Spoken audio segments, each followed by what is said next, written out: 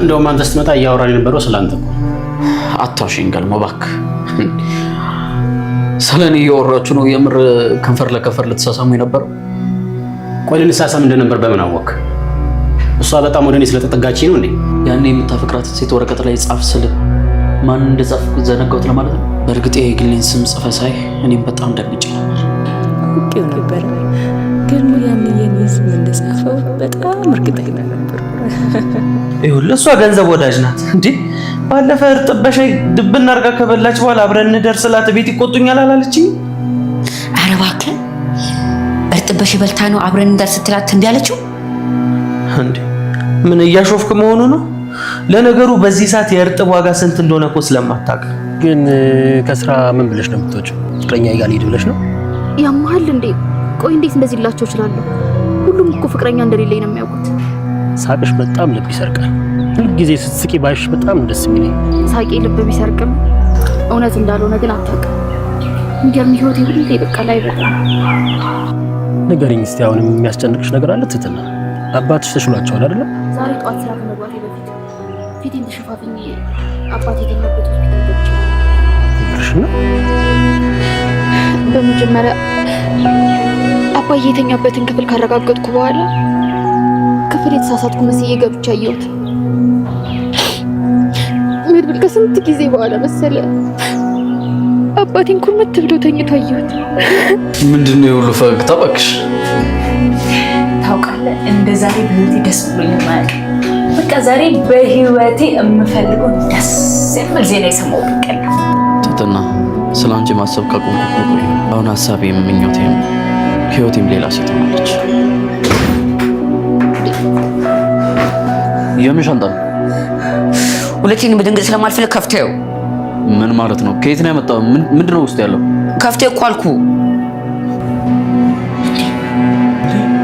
ይሄ ሁሉ ገንዘብ የማን ነው? ከየት አምጥታችሁት ነው?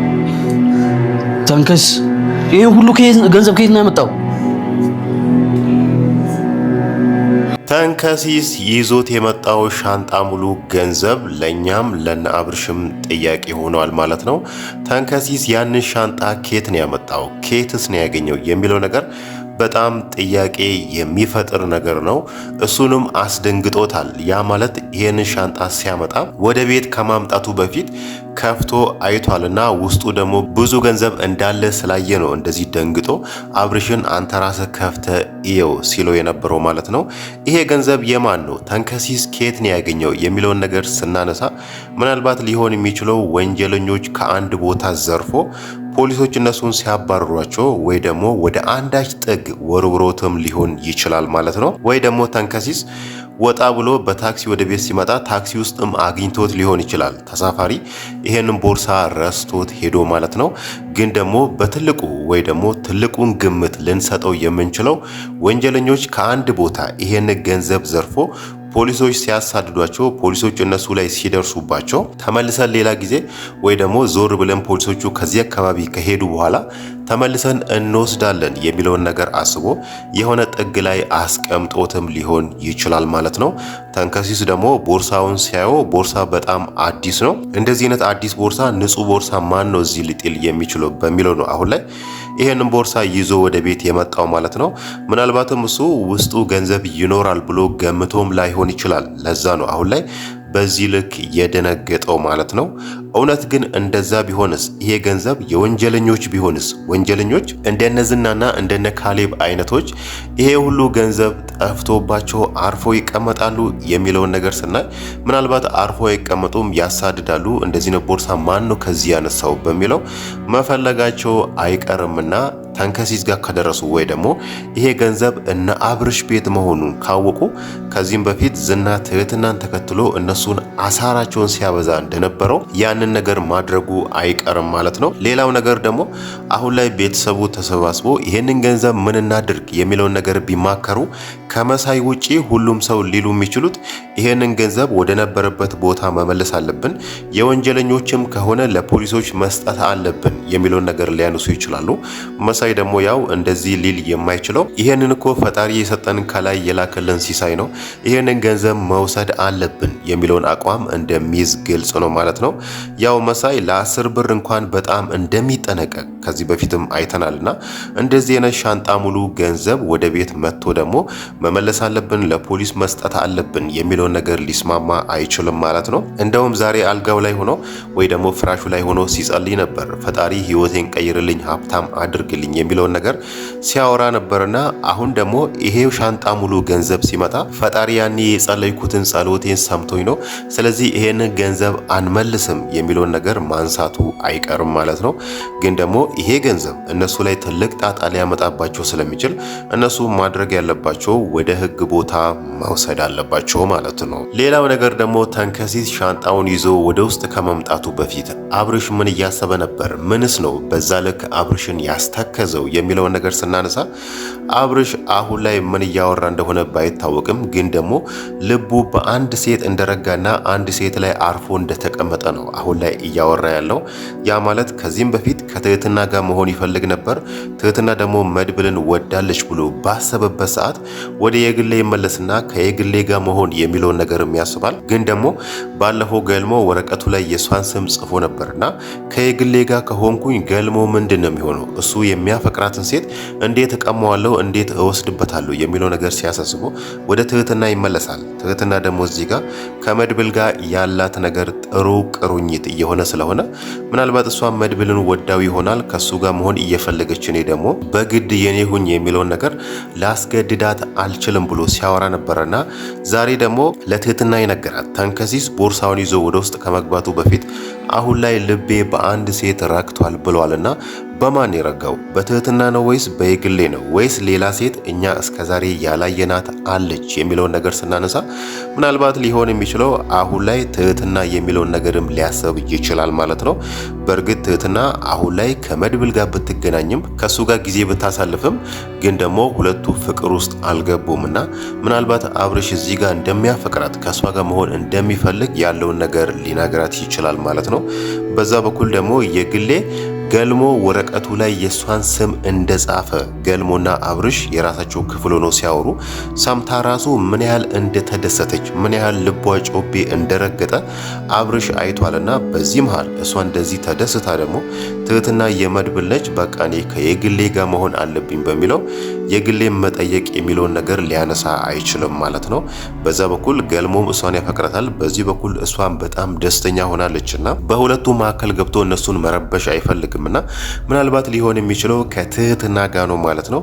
ትህትና ደግሞ እዚህ ጋር አብርሽ ይሄንን ነገር ቢያነሳባት እኔ እኮ አንቺ ወድጃለሁ፣ አንቺን ያፈቀርኩት ከአንቺ ጋር መሆን ነው የምፈልገው የሚለውን ነገር አብርሽ ቢጠይቃት ትህትና ምን ትለዋለች የሚለውን ነገር ስናነሳ ምናልባት መድብልን ያለችውን ነገር እሱንም ልትለው ትችላለች ማለት ነው። መድብልን ባለፈው እኔ አሁን ላይ እንደዚህ አይነት ግንኙነት ውስጥ መግባት አልፈልግም፣ እኔ ብዙ ችግሮች አሉብኝ፣ የቤተሰቤ ነገር አለብኝ የሚለውን ነገር ስታነሳ ነበርና ከአብርሽ ጋርም እዚህ ጋር በወንድምና በእህትነት መቀጠል የሚለውን ነገር ታወራዋለች እንጂ እሺ በቃ ካንተ ጋር ወደ ፍቅር እገባለሁ የሚለውን ነገር ላታነሳ ትችላለች ማለት ነው።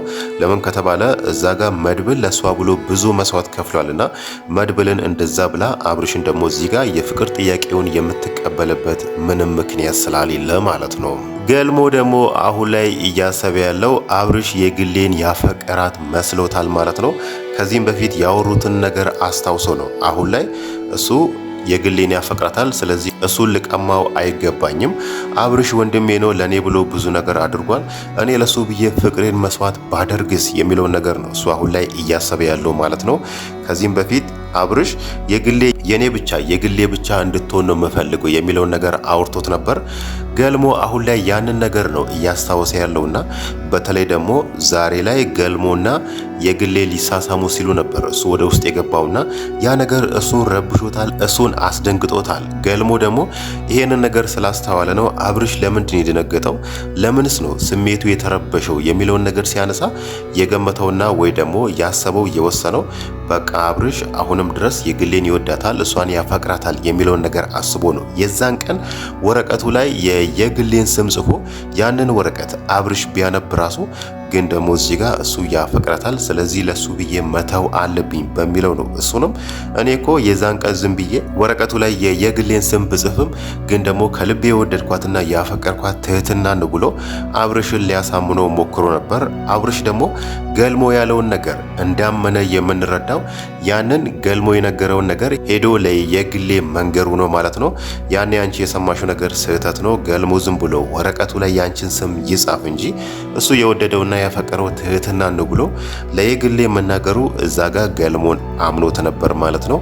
ግን ደግሞ መለስ ብሎ ነገሩ ውሸት እንደሆነና የግሌ ላይ እያሾፈባት እንደሆነ ነግሯታል ማለት ነው። ግን ደግሞ በዚህ መሃል ገልሞ ስለምንም የሚያውቀው ነገር የለምና አብርሽ ለሱ ብሎ የግሌን እንደተወ ምንም የሚያውቀው ነገር የለምና በዚህ መሃል እሱ ምናልባት የግሌ ላይ ቀርባት ይችላል ማለት ነው። የግሌ ደግሞ በዚህ መሃል የምትጎዳ ይመስለናል። ለምን ከተባለ አሁን ላይ በጣም ደስተኛ ሆና ነበር። በተለይ እሷን ከሁሉም ነገር በላይ በጣም ያስደሰታት ገልሞ የዛን ቀን ወረቀቱ ላይ የሷን ስም መጻፏ ለካ ገልሞ ይወደኛል፣ ይፈልገኛል የሚለው ነገር በጣም አስደስቷት ነበርና በዚህ መሃል ደግሞ ገልሞ እኔ እኮ አንቺን አልወደድኩም ትህትና እንዲወደድኩት የዛን ቀን ዝም ብዬ ለጫወታ ብዬ ነው የጻፍኩት የሚለውን ነገር ቢነግራት በጣም እንደምትጎዳ የታወቀ ነው ማለት ነው። ሌላው ነገር ደግሞ ልናነሳ የምንችለው መድብል ዛሬ ትህትናን ያላትን ነገር ነው ማለት ነው። ትህትና አሁን ላይ አባቷን ለማየት ወደ ሆስፒታል ሄዳ አባቷ ያለበትን ሁኔታ ተረድታ በጣም ተረብሻለች፣ በጣም ተጎድታለችና እናም ደግሞ እናቷንም አይታለች። ትህትና ግን ለምንድን ነው እዚህ ጋር መድብል ያላትን ነገር ያላደረገችው? ወደ ቤተሰቦቿ ሄዳ የሄድኩበት ነገር እኮ አልሆነልኝም፣ ወደ አዲስ አበባ ተመልሻለሁ የሚለውን ነገር ለነሱ ነግራ ለምን ከቤተሰቦቿ ጋር አልተቀላቀለችም የሚለውን ነገር ስናነሳ እሷ የምታስበው ቤተሰቦቿ ያለባቸውን ዕዳ ነው ማለት ነው። ያኔ ዝና ገንዘቡን ካላመጣችሁ ልጃችሁን አታገኙም ብሎ እነሱን ሲያስጨንቋቸው ካላቸው ከዘመድ አዝማድ ከጎረቤት ሰብሰብ አድርገው ተበድሮ ነበር ለዝና የላኩና አሁን ላይ ያንን ገንዘብ መመለስ አለብኝ፣ ቤተሰቦቼን ከዕዳ ማውጣት አለብኝ፣ ከዛም በላይ ደግሞ ሰርቼ የቤተሰቦቼን ሕይወት መለወጥ አለብኝ የሚለውን ነገር ነው እያሰበች ያለችው።